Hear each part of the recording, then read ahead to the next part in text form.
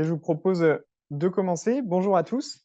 Donc Thibaut Guillem, je suis chef de marché chez IDEX et je suis également membre de la FEDEN au sein du bureau de FEDEN Efficacité énergétique.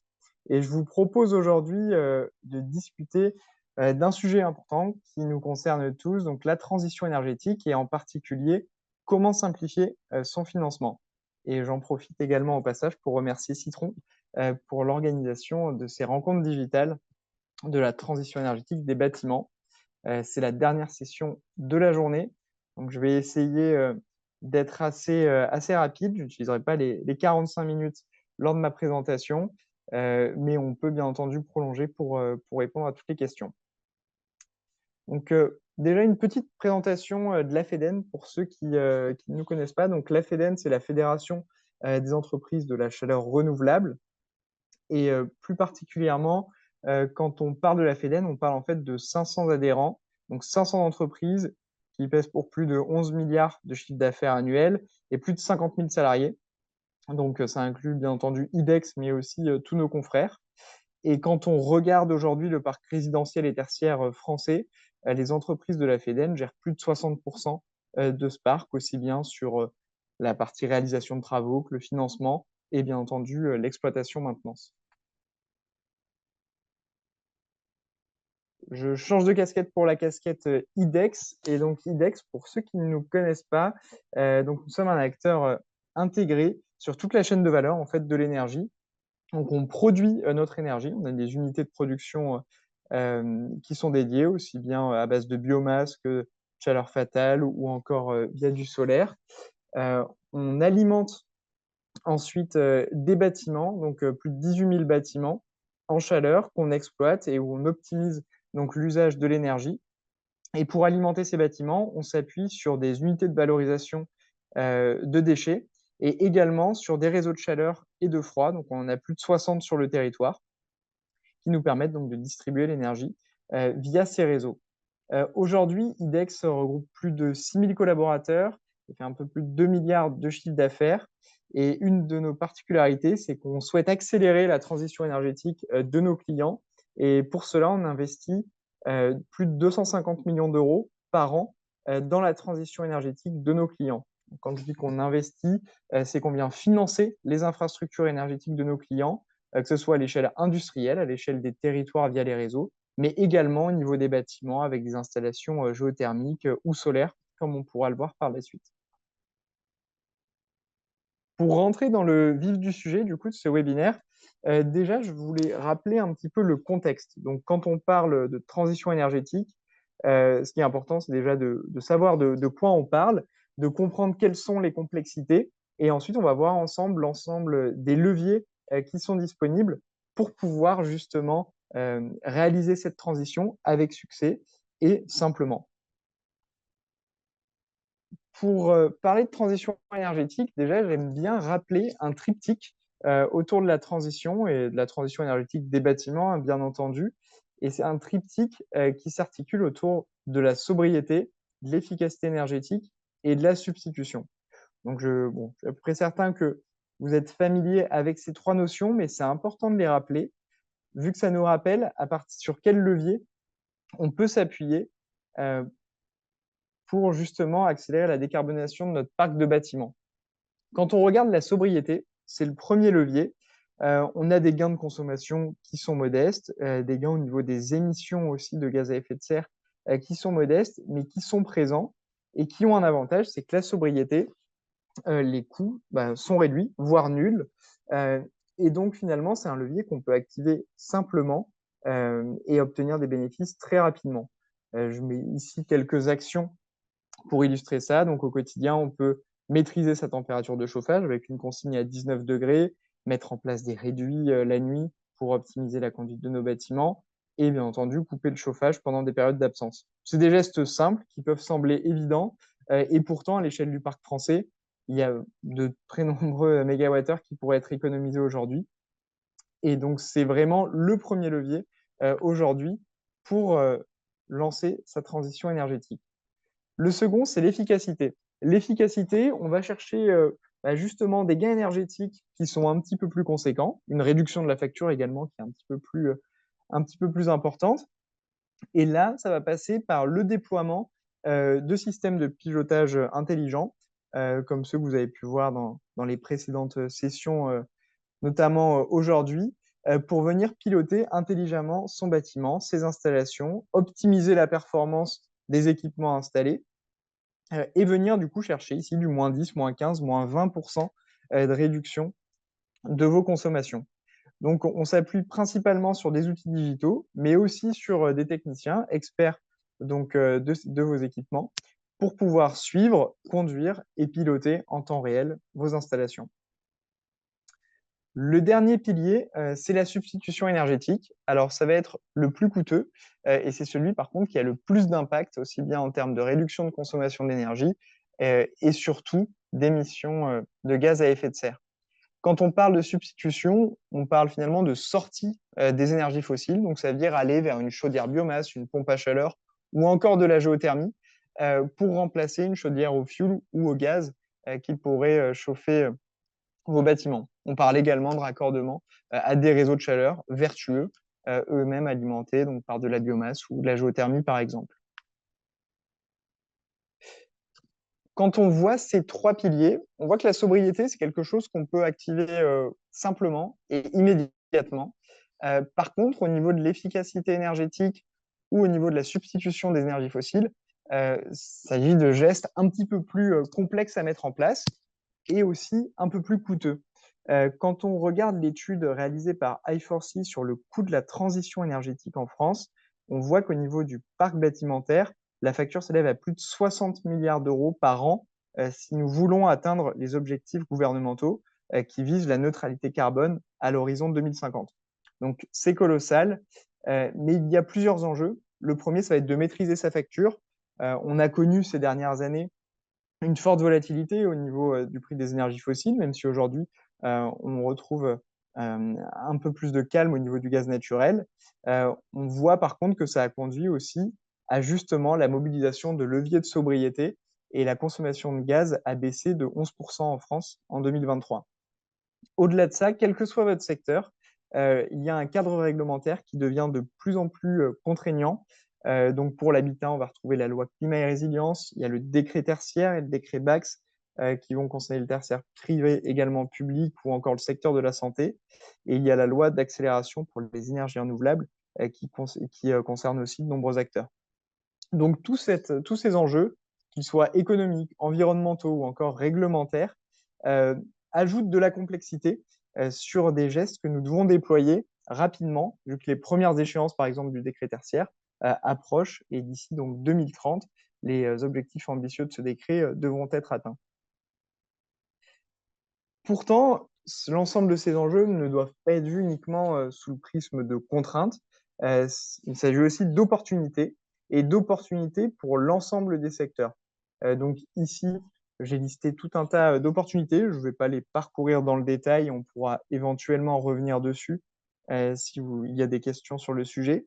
Mais que l'on soit aujourd'hui un acteur public, un acteur privé ou encore qu'on soit un acteur du résidentiel, que ce soit une copropriété ou un bailleur, il y a des possibilités pour simplement activer justement ces opportunités et tirer profit de la transition énergétique. Tirer profit d'un point de vue confort des occupants, c'est déjà un premier enjeu, et bien entendu également d'un point de vue économique, comme on va le voir par la suite. Un des premiers éléments pour simplifier sa transition énergétique et surtout le financement, c'est de bénéficier en fait d'une transition énergétique clé en main.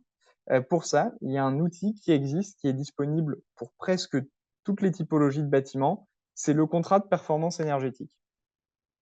Donc, je vais tout d'abord commencer par vous présenter rapidement le contrat de performance énergétique pour ceux qui seraient un peu moins familiers avec ce dispositif. Et ensuite, je rentrerai un petit peu plus dans le détail sur les actions qui peuvent être financées via ce type de contrat. Donc, un contrat de performance énergétique, qu'est-ce que c'est? En fait, il s'agit de choisir le bon bouquet de travaux pour remplir vos objectifs de réduction de consommation énergétique et donc vos objectifs en termes de transition énergétique. Donc, finalement, dans ce contrat de performance, on va avoir tout un bouquet de solutions qui vont être déployées où vous allez avoir un seul interlocuteur, un interlocuteur unique qui va s'engager sur la performance donc, du bouquet de travaux qui est mis en place et qui va s'engager dans la durée.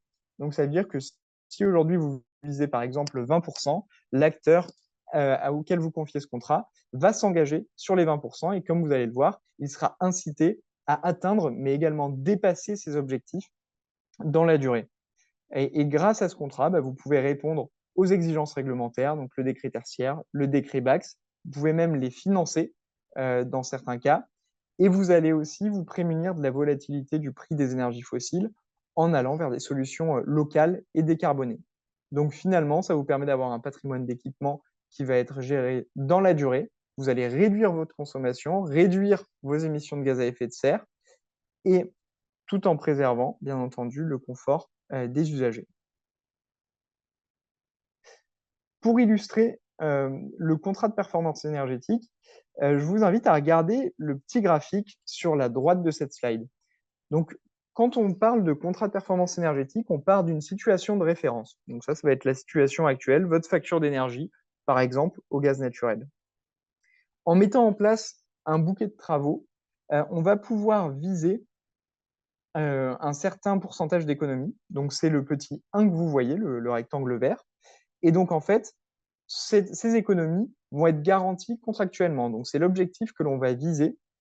Donc, il s'agit d'un accompagnement, c'est un partenariat gagnant-gagnant où on va viser cet objectif.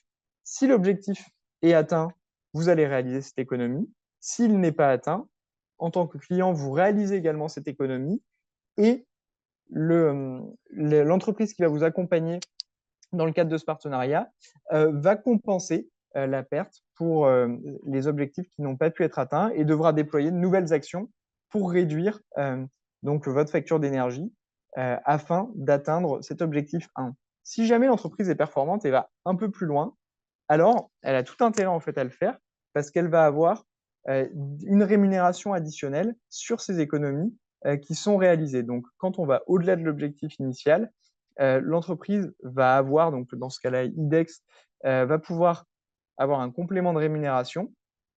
Et si on a une surperformance, dans ce cas-là, les économies générées vont être partagées entre IDEX et vous. Donc là, il s'agit ensuite d'une négociation contractuelle.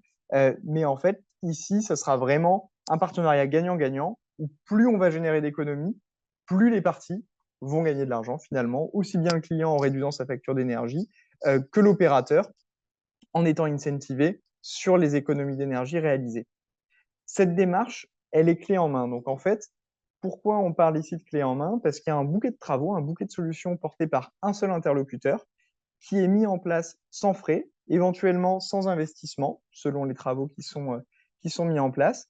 Et les prestations vont inclure la conception de la solution, la réalisation des travaux, leur bonne exécution, l'exploitation et la maintenance dans la durée du contrat. Un contrat de performance énergétique, ça peut être une durée de 2 ans, 3 ans, mais aussi 8, 10 ou 12 ans. Et dans certains cas, le financement pour ne pas avoir justement d'investissement initial quand vous allez lancer votre projet. Les économies, comme on l'a déjà vu, elles sont garanties. Donc, c'est ici le petit rectangle 1 que vous voyez. Et ces économies d'énergie, elles peuvent être grandissantes au fil du temps. Donc, finalement, vous allez avoir un budget énergie qui va être maîtrisé. Vous allez être capable de décarboner votre patrimoine, le tout dans un cadre contractuel qui sera sécurisé et qui vous permettra d'avoir de la visibilité dans la durée. Pour mettre en place un contrat de performance énergétique, là encore, c'est assez simple. Il y a 5 étapes à respecter. La première, et peut-être la plus importante, c'est le bilan de votre situation. Donc, ça va commencer par l'étude de vos besoins et usages, finalement un audit de vos consommations énergétiques pour voir et définir quelle est votre situation de référence et quelles sont, ce sera l'étape 2, les solutions qui doivent être mises en place. Donc, l'opérateur va vous proposer un ensemble de solutions qui peuvent concerner le bâti, les systèmes énergétiques, ça peut être des systèmes de pilotage ou encore vous accompagner dans l'évolution des usages du bâtiment, du comportement des usagers. Donc, on peut aussi inclure un volet sobriété dans le cadre d'un CPE. Et une fois que ce bouquet de solutions est défini, on passe à l'étape 3, à la réalisation des travaux sur l'ensemble des actions qui ont été donc définies contractuellement. Et ensuite, l'opérateur sera présent dans la durée, pendant toute la phase d'exploitation et maintenance, pour garantir les résultats, assurer un reporting. Et le but, ce n'est pas d'avoir les résultats uniquement la première ou la deuxième année, mais bien entendu dans la durée, pour répondre à vos besoins et à l'engagement contractuel qui a été pris dès le début et dès le bilan de votre situation. Pour vous simplifier un petit peu la compréhension donc, du CPE, donc contrat de performance énergétique, on peut regarder justement cette courbe où la première partie, donc la période de référence en noir sur la gauche de la courbe, correspond à vos consommations d'énergie historiques. Ensuite, il va y avoir donc la réalisation des travaux, des actions de performance énergétique, donc les APE, la petite parenthèse en pointillé, où donc on va déployer le bouquet de travaux qui a été identifié, et ça va nous permettre d'obtenir une nouvelle donc, consommation, donc avec la réduction de votre consommation d'énergie, c'est la courbe en verte, la consommation mesurée, qui sera comparée à la période pendant la période de suivi à la consommation de référence extrapolée sur la période du contrat. Et donc finalement, quand on regarde le delta entre cette situation de référence et la nouvelle consommation mesurée, vous allez pouvoir déterminer les économies qui sont réalisées. Donc c'est exactement ce qu'on voit pendant la période de suivi. Donc vous faites la différence entre cette consommation de référence vert clair ajustée, des facteurs climatiques, de l'usage du bâtiment. On ne part pas uniquement d'une situation de référence bête et méchante, elle est bien entendu ajustée en fonction des différents facteurs exogènes qui doivent rentrer en compte. Et on regarde la consommation mesurée pour en tirer les économies. Il est difficile d'estimer le coût d'un CPE, vu que, comme vous l'avez compris, il s'agit d'un bouquet de solutions qui est personnalisé en fonction de votre situation. Cependant, là, c'est pour vous donner un ordre d'idée des coûts que cela peut représenter en fonction de vos objectifs. Pour cela, j'ai simplifié en mettant et en définissant 3 catégories de contrats de performance énergétique. Le premier, c'est le CPE service. Donc, on va aller chercher ici des gestes simples, rapides à mettre en place.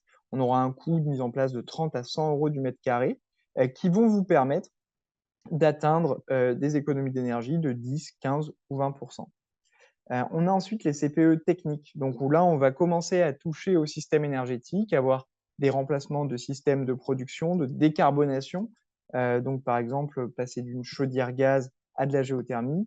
Et là, on va atteindre un coût qui pourra aller jusqu'à 600 euros du mètre carré. Encore une fois, c'est un coût indicatif, mais pour vous donner un petit peu un ordre d'idée. Par contre, ici, les économies d'énergie à la clé sont plus conséquentes. On peut aller jusqu'à 40-45% par an. Et enfin, on a le CPE de rénovation globale, où là, le coût dépendra bien entendu de l'état de votre patrimoine, mais on pourra dépasser ici les 1 000 euros du mètre carré. Pourquoi? Parce qu'on va reprendre l'ensemble des actions qu'on a pu voir précédemment, donc des actions de pilotage, des volets de sobriété, décarbonation de vos systèmes, mais aussi toucher au bâti, amener des actions d'isolation du bâtiment. Et donc là, forcément, les coûts seront plus importants. Et par contre, on pourra avoir un impact sur votre réduction de consommation d'énergie et sur vos émissions de gaz à effet de serre qui va être conséquent et qui dépassera les 50%. Pour prendre en charge ce coût, il y a plusieurs façons de raisonner. Chez IDEX, il y a une logique qu'on aime mettre en place en 2 temps. Le premier temps, c'est la réduction du reste à charge. Donc, on a un investissement initial et donc on va aller mobiliser l'ensemble des aides et des subventions qui sont disponibles, comme les certificats d'économie d'énergie, le fonds chaleur, des aides régionales, pour venir réduire ce coût. Et quant au reste à charge, on vous propose de le financer, donc d'avoir une solution tiers financée, où finalement, on va venir l'opérateur se rémunérer sur les économies d'énergie générées pour éviter d'avoir un coût de travaux à l'initialisation du projet. Et donc, ce tiers financement, on va y venir et le détailler parce qu'aujourd'hui, c'est un mécanisme qui s'adresse aussi bien aux acteurs publics que privés et qui permet de franchir ce mur d'investissement de la transition énergétique qui est l'un des principaux obstacles quand on veut se lancer dans de tels projets. Donc, le tiers financement, déjà un petit rappel, donc les acteurs privés pouvaient déjà y recourir. Les acteurs publics peuvent y recourir grâce à la loi du 30 mars 2023 qui a ouvert à titre dérogatoire et pour 5 ans la possibilité de recourir au tiers financement pour des projets de rénovation énergétique. Concrètement, qu'est-ce que ça veut dire? Vous pouvez le voir avec les petits graphes présentés ici. En année 1, j'ai un investissement initial pour mettre en place l'ensemble des actions de performance énergétique que j'ai identifiées, qui peut être quantifié. Donc, c'est la petite barre grise beige que vous voyez sur la partie de gauche. Avec le paiement différé, finalement, je peux renverser ce mur. Donc, finalement, ici, on voit bien, on visualise le mur d'investissement de la transition énergétique. Eh bien, je peux le renverser, avoir un investissement évité et avoir une offre où je vais étaler sur la durée d'un projet, ici 10 ans par exemple, ses coûts d'investissement et avoir une offre financée, clé en main, où l'opérateur va s'occuper de la conception, de l'exploitation maintenance, mais également du financement de l'ensemble des actions de performance énergétique déployées. Et donc, en fait, je vais avoir une facture qui va être peut-être un petit peu plus basse ou qui sera comparable à ce que je connais aujourd'hui, mais je vais partir sur des nouveaux équipements qui ne sont plus vétustes, aller sur un projet et m'engager dans la durée avec un partenaire qui va me garantir les coûts et cette visibilité pendant ici les 10 ans du projet. Et donc finalement, le tiers financement, ça permet d'aller plus vite, d'aller plus loin dans la transition énergétique, car on peut être plus ambitieux en fait finalement. Si on avait une enveloppe réduite au début pour financer nos opérations, ici on peut voir un petit peu plus grand grâce à la capacité de financement d'un tiers. On peut aussi bénéficier d'un alignement des intérêts parce que finalement, l'opérateur s'engage dans la durée sur ces 10 années sur votre facture énergétique. Donc cet opérateur a tout intérêt, bien entendu, à maximiser les réductions de consommation d'énergie que vous allez réaliser. Et enfin, d'un point de vue donc gestion du patrimoine, vous allez transférer non plus uniquement le risque technique, mais également le risque lié au financement de vos projets de rénovation énergétique en confiant l'ensemble de ces responsabilités à un tiers opérateur. Vous pouvez voir ici la différence entre un CPE ou marché global de performance, un CPE avec paiement différé, donc c'est la deuxième ligne, et un marché de partenariat dans le cadre de projets pour les acteurs publics, au niveau du périmètre qui va être concerné. Et donc dans un marché de partenariat, pour les acteurs publics qui pourraient être présents aujourd'hui, on a la gestion du service public et aussi une délégation de la maîtrise d'ouvrage qui entre en jeu. Ce n'est pas le cas pour le tiers financement. Donc c'est un point important à mettre en place et à clarifier, c'est que dans le cadre d'un MGPEPD, donc marché global de performance énergétique à paiement différé, alors je suis désolé ici pour le nom, je ne l'ai pas choisi et il ne simplifie pas toujours la compréhension, mais dans le cadre du paiement différé, on a les prestations d'un contrat de performance énergétique classique avec le volet financement qui est ajouté. À savoir que si les acteurs privés pouvaient déjà le mettre en place rapidement et de façon efficace, c'est aussi le cas pour les acteurs publics. Ici, les contraintes administratives, pour les appeler ainsi, sont relativement réduites et il y a une entité à Bercy qui s'appelle Fininfra qui est responsable de l'étude des dossiers. Et en l'occurrence, les dossiers se constituent de deux études. Une étude préalable qui doit montrer en fait l'intérêt de recourir au tiers financement par rapport à un autre type de marché. Et une autre étude, l'étude de soutenabilité budgétaire, pour analyser les conséquences d'un tel contrat sur les finances publiques et donc obtenir le tampon du ministère pour lancer le projet. Pour récapituler ce que je viens de vous dire en 5 points, donc pourquoi choisir le marché global de performance énergétique à paiement différé ou tout simplement le CPE avec tiers financement. Il y a cette volonté d'aller plus vite, plus fort, donc en définissant un plan de travaux plus ambitieux sans augmenter l'assiette d'investissement, de bénéficier d'une garantie de performance, bien entendu, sur ces objectifs, d'avoir un effet amortisseur des prix de l'énergie en se prémunissant de la volatilité des prix des énergies fossiles, mais aussi de réduire votre budget de fonctionnement grâce à des nouvelles installations. Donc, vous évitez le coût de l'obsolescence. Le coût de l'obsolescence, c'est souvent quelque chose qu'on néglige, mais au final, sur des installations qui vont dépasser les 15-20 ans, ça devient significatif. Et enfin, vous allez aussi simplifier le lancement de votre projet, le préfinancement, et bénéficier de bénéfices dès la première année du contrat, vu que vous allez avoir immédiatement l'effet des réductions d'économie d'énergie générées. Pour aller, un petit peu plus loin, sur ce sujet, il y a de nombreuses ressources, qui sont disponibles, pour vous accompagner ou pour, clarifier donc ces sujets. Et donc pour cela, j'ai partagé, quelques liens. Donc la présentation, vous sera communiquée, par Citron et donc vous avez plusieurs liens, donc notamment sur le marché, global de performance énergétique à paiement différé. Fininfra, donc le ministère, a publié des guides pour vous accompagner dans la réalisation des études. Il y a des appels à projets qui sont réalisés également par l'ACTE et l'ADEME pour apporter des solutions de financement en amont sur ces sujets. Vous pouvez aussi revenir vers IDEX ou aller sur le site du CEREMA pour avoir des ressources et des présentations pédagogiques du dispositif. Et donc, l'ensemble de ces liens est présent ici et je vous invite à les consulter si cela vous intéresse. Également, au niveau du contrat de performance énergétique, on a vu que l'ensemble des acteurs étaient concernés. Donc, sur la gauche, on a le marché global de performance énergétique à paiement différé pour les acteurs publics. Par contre, pour le secteur de l'habitat, les copropriétés et pour tous les acteurs du tertiaire privé, il y a 2 guides qui ont été réalisés par la FEDEN, donc un guide dédié aux copros et un guide dédié au tertiaire privé, qui sont disponibles sur le site de la FEDEN. Vous pouvez y aller, vous pouvez les télécharger donc au format PDF, ils sont gratuits. Vous pouvez également commander un exemplaire physique si vous le souhaitez. Cela est gratuit, donc je vous invite à aller sur le site de la FEDEN pour pouvoir bénéficier de ces ouvrages.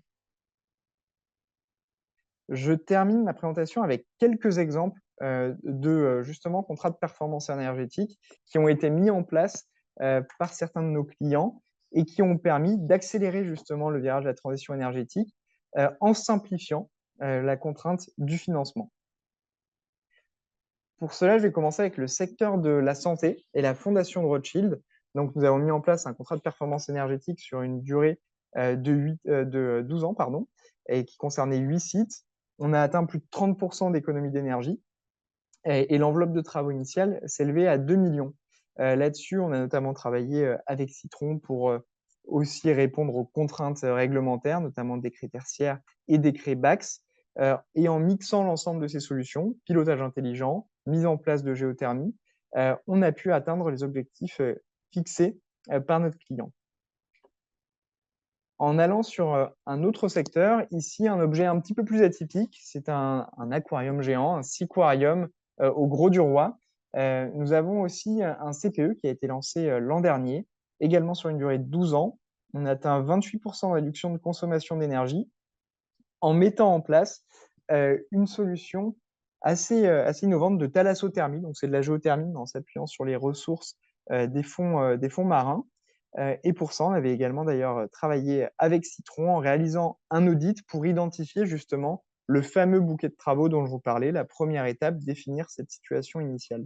Donc, à partir d'un audit, on a pu identifier les actions à mettre en place pour apporter une réponse optimale au décret tertiaire et atteindre la réduction de consommation d'énergie que vous pouvez voir. Et donc finalement, le client aujourd'hui est en capacité de financer des travaux grâce à la réduction significative de sa facture énergétique sur le site. Un dernier exemple pour cette fois-ci des acteurs publics, c'est un contrat de performance énergétique qui concerne de nombreux sites, 77 collèges dans le département de la Gironde. Alors ici, on a intégré tout un tas de solutions parce qu'on a intégré un bouquet de solutions spécifiques à chaque collège au sein d'un même contrat. Donc en fait, on a 77 bouquets qui sont regroupés dans ce contrat, qui permettent de dépasser les 20% de réduction des consommations d'énergie, d'atteindre 25% de réduction des émissions de gaz à effet de serre. Et donc, on a pu mettre en place un projet structurant qui donne de la visibilité sur le financement justement de ce projet au département de la Gironde qui souhaitait donc s'engager activement dans la transition énergétique et poursuivre ses efforts. Donc pour ça, en fonction des sites, on a raccordé certains sites à des réseaux de chaleur urbains, on a mis en place des chaudières biomasse, des pompes à chaleur, on a aussi mis en place des solutions hybrides entre les solutions gaz qui pouvaient être existantes et des pompes à chaleur qui ont été déployées sur site. Et ça nous permet donc d'apporter des bons éléments de réponse aux exigences réglementaires de ces sites. Voilà pour ma présentation. Il est 17h45 passé, donc ça nous laisse 10 à 15 minutes pour répondre à vos questions, si vous en avez en cette fin de journée. Donc écoutez, maintenant je me tiens à votre disposition. Je ne vois pas de questions, dans les Q&A et je n'en vois pas non plus dans le chat. Donc si vous en avez, n'hésitez pas à compléter, dès maintenant. Donc c'est doit être juste en bas, de votre écran et j'y répondrai. Si vous avez d'autres questions, par la suite, vous avez aussi mes informations de contact, juste ici et vous pouvez bien entendu me contacter, par email et je reviendrai vers vous.